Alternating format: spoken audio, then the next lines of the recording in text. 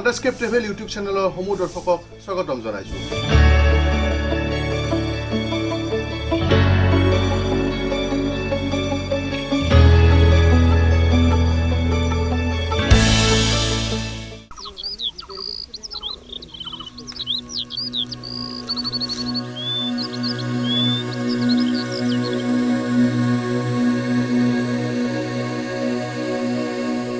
এই ভিডিঅ'টিৰ জৰিয়তে চাওঁ আহক পৃথিৱীৰ এক দুষ্প্ৰাপ্য প্ৰজাতি সোণালী বান্দৰৰ ৰম্য ভূমি কাকৈজানা সংৰক্ষিত বনাঞ্চল।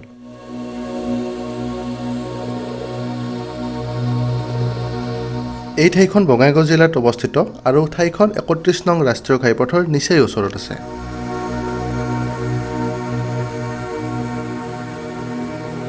স্থানীয় ৰাভা জনগোষ্ঠীৰ বসতি প্ৰধান উজান ৰাভাপাৰা গাঁও ৰাইজে নিজ গাঁওখন পৰ্যটনস্থলীৰূপে গঢ়ি তুলিবলৈ যথেষ্ট চেষ্টা কৰি আহিছে। বিশেষকৈ সোণালী বান্দৰৰ সংৰক্ষণৰ ক্ষেত্ৰত গাঁওবাসীৰ ভূমিকা উল্লেখযোগ্য। এই সোণালী বান্দৰবোৰে যেতিয়া বনাঞ্চল এৰি মানুহৰ বসতি স্থানলৈ গতি কৰিছিল, তেতিয়া এই গাঁৱৰ ৰাইজে এই বান্দৰসমূহৰ সুৰক্ষাৰ কাৰণে যথেষ্ট প্ৰচেষ্টা হাতত লৈছিলে।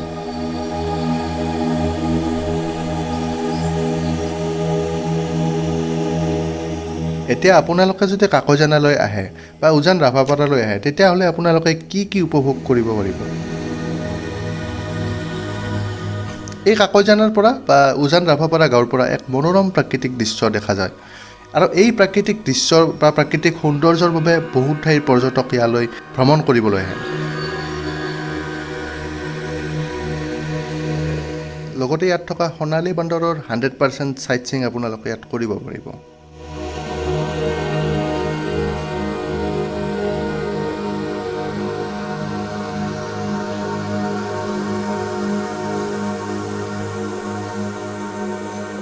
কাকৈজানালৈ আহিলে ইয়াত থকা বিভিন্ন নিজৰা তথা জলপ্ৰপাতসমূহ আপোনালোকে চাবলৈ পাব। বিশেষকৈ আইজৰা এক নিজৰা সদৃশ জলপ্ৰপাত। এই জলপ্ৰপাতটো যাবলৈ হ'লে আপোনালোকে ওখ গছ গছনিৰ মাজেৰে এটা পাহাৰৰ মাজেৰে এটা অতি সুন্দৰ ৰাস্তাৰে ট্ৰেকিং কৰি যাব পাৰিব।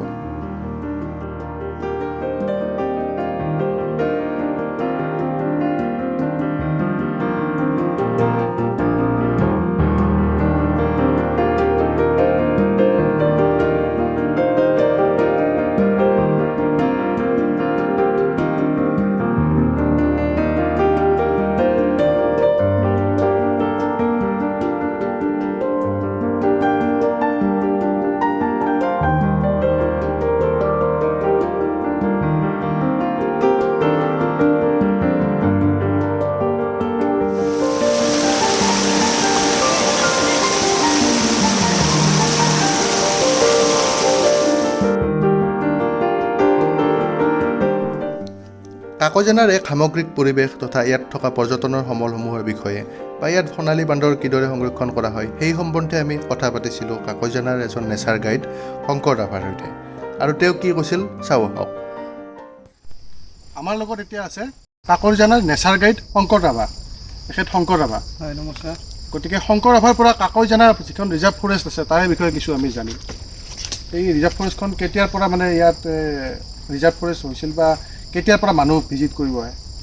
ৰিজাৰ্ভ ফৰেষ্টৰ যেতিয়া ৰিজাৰ্ভ ফৰেষ্ট আছিল তেতিয়াতো আমি সৰু আছিলোঁ, ইমান ভালকৈ ক'ব নোৱাৰোঁ। কিন্তু যিখিনি গম পাওঁ মানে মানুহ মোটামুটি আগৰ পৰা আমি সৰুৰে পৰাই দেখিছিলোঁ, মানে দেশ বিদেশৰ মানুহ আহি দেখিছিলোঁ সৰুৰে পৰা।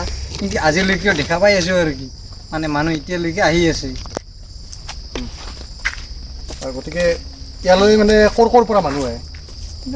মোটামুটি বিদেশৰ পৰা ফৰেনাৰবিলাক মোটামুটি তোৰ ইফালে চাইনাৰ পৰাও আহে, তামিলনাডু, উৰিষ্যা, কলকাতা, ৱেষ্ট বেংগল আৰু ইফালে তোৰ মোটামুটি বিভিন্ন দেশৰ আজিলৈকে মানে আমাৰ ইয়াত মানে পৰ্যটক হিচাপে আমাৰ গাঁৱত আহি গৈছে আৰু এতিয়া এই জেগাটো যিটো আছে কাকৈজানা অহাৰ কাৰণে মানে বেষ্ট টাইম কিটো, মানে সময় কি সময়ত? মোটামুটি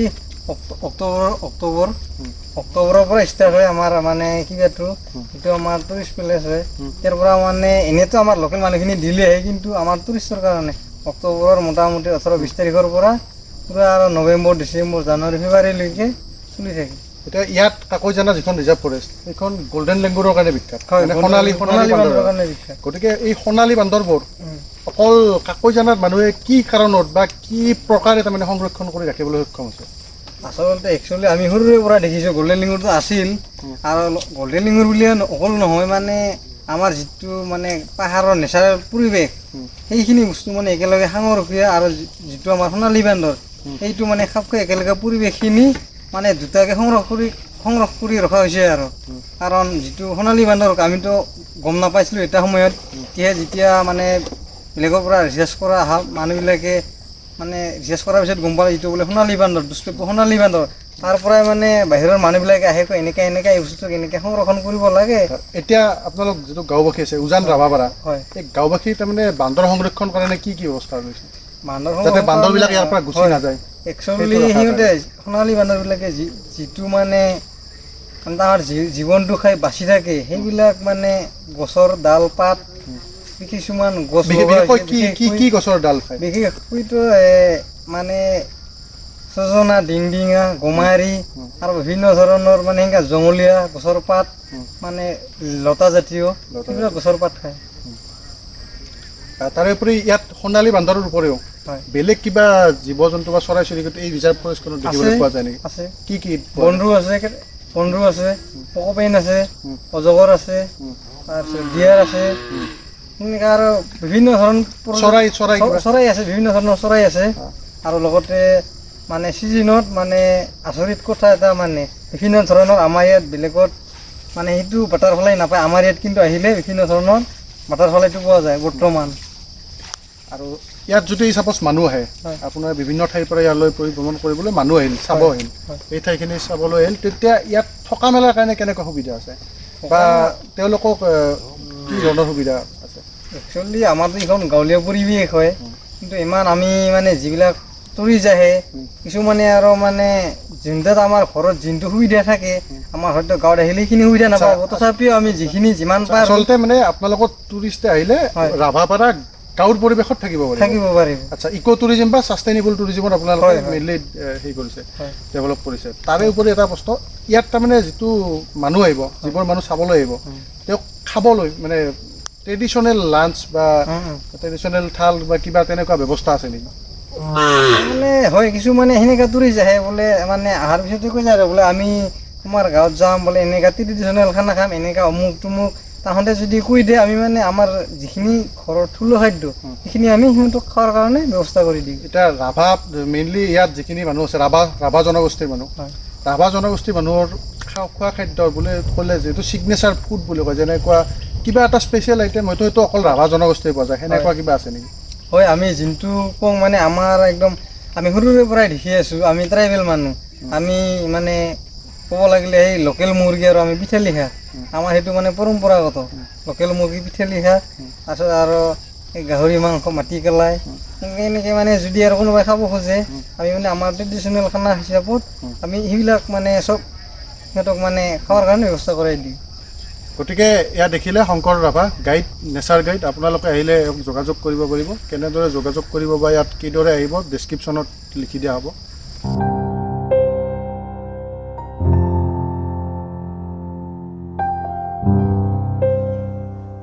ভৌগোলিকভাৱে সোণালী বান্দৰসমূহ পশ্চিম অসম অৰ্থাৎ ভূটানৰ ফুটহিল অঞ্চলত পোৱা যায়। এই বান্দৰবোৰৰ সোণালী ৰংটো বাৰিষা কালত গাঢ় হয়। ইহঁতে গছৰ পাত বীজ ফল আৰু কিছুমান গছৰ কোমলীয়া ডাল খাই জীয়াই থাকে আৰু সেয়েহে গাঁওবাসীয়েও বান্দৰসমূহৰ খাদ্যৰ কাৰণে ইতিমধ্যে বহুতো গছ ৰোপণ কৰিছে।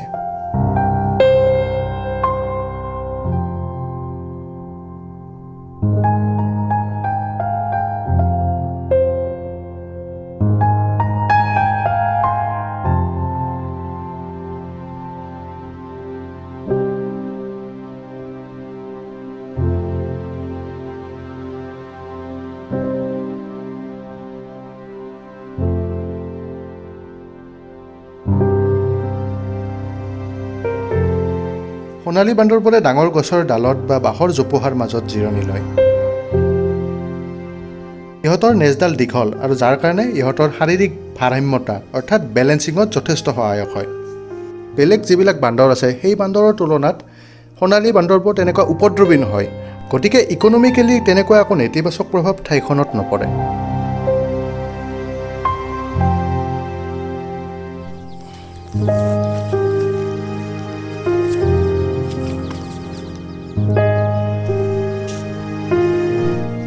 আপোনালোকে যেতিয়া কাকজানা ভ্ৰমণ কৰিব তেতিয়া উজান ৰাভাপাৰা গাঁৱৰ ৰাভা জনগোষ্ঠীয় কৃষ্টি সংস্কৃতি আৰু থলুৱা খাদ্যৰ সোৱাদ ল'বলৈ নাপাহৰিব। ৰুৰেল টুৰিজিম, ইক' টুৰিজিম আৰু ছাষ্টেইনেবল টুৰিজিমৰ বহুতো স্ক'প এই অঞ্চলটোত আছে।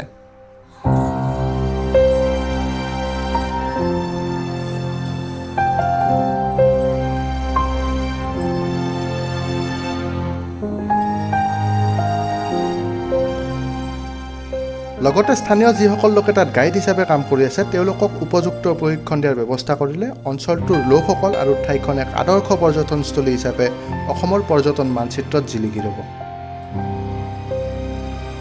কাকজানা বা উজান ৰাভাপাৰা যেতিয়া আপোনালোকে ভ্ৰমণ কৰিবলৈ আহিব তেতিয়া তাৰ ওচৰে পাজৰে থকা বিভিন্ন ঠাই আপোনালোকে চাব পাৰে আৰু তাত থকাৰ বাবে বা তাৰ ওচৰে পাজৰে থকা মেলা বা খোৱাৰ বাবে কি কি সুবিধা আছে এই গোটেইখিনি তলত ডেছক্ৰিপশ্যনত দিয়া নম্বৰত আপোনালোকে কল কৰিলে গোটেইখিনি ইনফৰ্মেশ্যন পাব। গতিকে আজিলৈ ইমানতে সামৰিছোঁ। ধন্যবাদ। ভিডিঅ'টো চাই যদি ভাল পালে তেতিয়াহ'লে লাইক কৰিব আৰু শ্বেয়াৰ কৰিব আৰু যদি এনেকুৱা ধৰণৰ ভিডিঅ' আপোনালোকে আগন্তুক সময়ত বিচাৰে তেতিয়াহ'লে চেনেলটো কাইণ্ডলি ছাবস্ক্ৰাইব কৰিব আৰু ন'টিফিকেশ্যন বেল আইকনটো প্ৰেছ কৰিব।